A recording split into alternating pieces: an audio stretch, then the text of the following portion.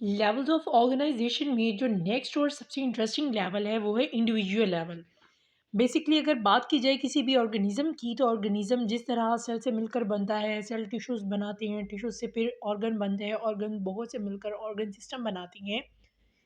तो बहुत से ऑर्गन सिस्टम्स मिलकर एक ऑर्गेनिज्म बनाते हैं। ये काम बेसिकली एक ऑर्गेनिज्म को बनाने के लिए ही हो रहा है, यानी सारे ऑर्गेनाइजेशन जो लेवल्स थे जिनमें हमने पढ़ा, डिफरेंट लेवल से एक सब अटोमिक लेवल था, और अटोमिक लेवल जिसे हमने कहा, फिर हमने इसे मॉलिक्यूलर लेवल में चेंज होते देखा, फिर हमने इसे ऑर्गेनेली और सेल लेवल में चेंज होते देखा, फिर टिश्यू लेवल बना, उसके बाद ऑर्गन, और फिर बहुत से ऑर्गन मिलकर उन्होंने ऑर्गन सिस्टम लेवल बनाया।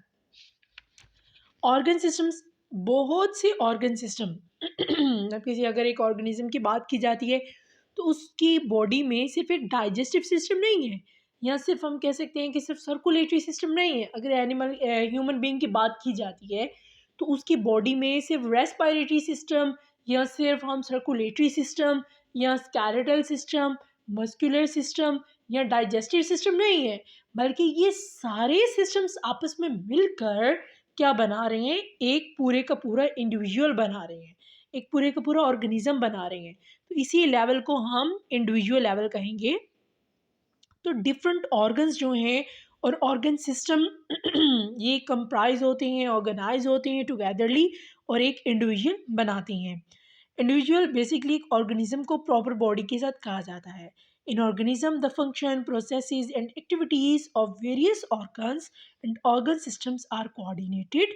ये एक दूसरे के साथ मिलकर काम करते हैं। मिसाल के तौर पर अगर किसी इंसान की बात की जाती है, तो अगर कोई वो बहुत हार्ड एक्सरसाइज कर रहा है तो उसके बॉडी के सिर्फ मसल्स काम नहीं करेंगे। जब मसल्स काम कर रहे हैं, वो बहुत ज़्यादा एनर्जी को प्रोड्यूस कर रहे हैं, ग्लूकोज ब्रेक डाउन हो रहा है, कार्बन डाइऑक्साइड प्रोड्यूस हो रही है, रेस्पिरेशन हो रही है, दूसरी तरफ हार्ट बीट तेज़ हो गई है, ब्लड सर्कुलेशन ज़्यादा हो गई है, सर्कुलेटरी सिस्टम में इन्वॉल्व हो गया, रेस्पिरेशन ज़्यादा से ज़्यादा हो रही है। जितनी ज़्यादा रेस्पिरेशन होगी उतनी ही तेज़ी से क्या होगा, वो इंसान सांस लेना स्टार्ट कर देगा। तो इसमें रेस्पिरेटरी सिस्टम भी, ऑक्सीजन की सप्लाई ज़्यादा हो जाएगी, फूड ज़्यादा जल्दी से ब्रेक डाउन होगी। तो ये सारे का सारा हमें इससे पता चलता है कि किसी भी इंडिविजुअल के बॉडी में बहुत से ऑर्गन सिस्टम्स मिलकर काम करते हैं, तभी जाके कोई जानदार प्रॉपरली अपना फंक्शन, अपनी लाइफ, अपनी ज़िंदगी गुजार सकता है। नेक्स्ट है हमारे पास पॉपुलेशन लेवल। जब एक तरह के जानदार आपस में इकट्ठे हो जाते हैं तो वो पॉपुलेशन कहलाती है। अगर पॉपुलेशन की बात की जाए तो एक ही कमरे में बैठे, जैसे कि एक कमरा जमात में बैठे बहुत से तालिबे इल्म एक ही स्पीशीज से ताल्लुक़ रखते हैं, तो वो पॉपुलेशन कहलाती है। Biologists extend their studies to the population level where they study interaction among member of the same species living। यहाँ पर दो लफ्ज़ों पर मैं जोर दूंगी, सेम स्पीशी। सेम स्पीशी यानी एक ही स्पीशी से ताल्लुक़ रखने वाले लिविंग ऑर्गेनिजम्स एक ही हैबिटेट में, यानी एक ही जगह पर मौजूद हों, तो उसे हम क्या कहेंगे, पॉपुलेशन लेवल कहेंगे।